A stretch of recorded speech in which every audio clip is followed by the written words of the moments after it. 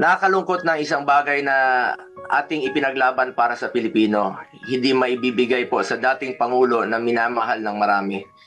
Ganyan ba po ang dapat na trato sa taong minahal ang bayan at minahal din ng taong bayan?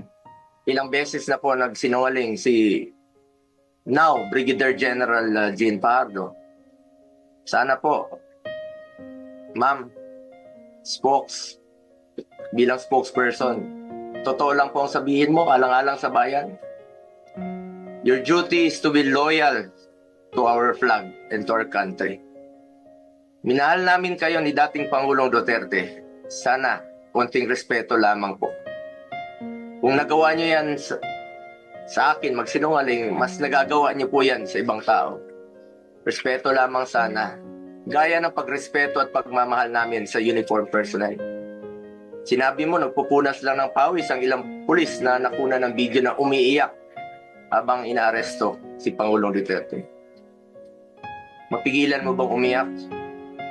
Nasasaktan po yan.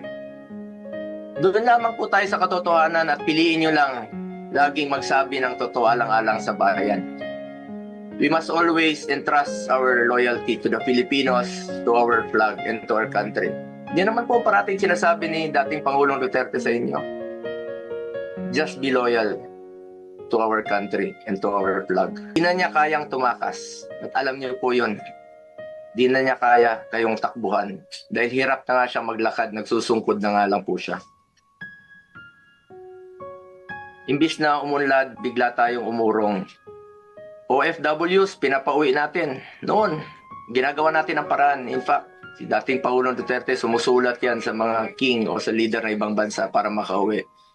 And even nagre-raise tayo ng blood money para makauwi lang yung mga kababayan natin. Pero bakit baliktad niya yan? Bakit isinuko po ang sarili nating lahi? Hindi ko lubusang matanggap na siya ay nililiti sa ibang bansa gayong siya ay isang Pilipino. Samantalang mayroon naman tayong maayos na judicial system sa ating bansa na nirerespeto. Kung consistent po ang gobyerno sa posisyon na ito na hindi kilalanin ang jurisdiction ng International Criminal Court, bakit hinayaan po nitong ma-implement ng warrant of arrest ang Interpol mula sa isang korte na hindi naman natin kinikilala? Ang issue na ito ay hindi lamang para kay Pangulong Duterte. Ito ay mahalagang usapin sa soberanya ng Pilipinas ang nakataya dito. Alang-alang sa ating mga bayaning nagbuwis ng buhay upang makamit lang ang ating kalayaan.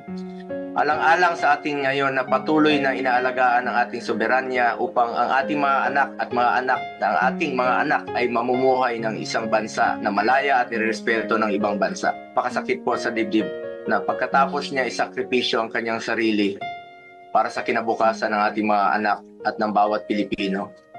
Imbis na ibigay sa Pilipino ang paghusga sa mga ginawa ni dating Pangulong Duterte na paglaban sa droga at kriminalidad, sadly, hindi po ganun ang nangyari. Pilipino po ang dapat humusga sa totoong sitwasyon sa bansa. Kung mas nakakalakad na po ba ang ating mga anak noong panahon niya, hindi po nasasaktan, hindi nababastos. Kayo po ang humusga. Pilipino po ang dapat humusga.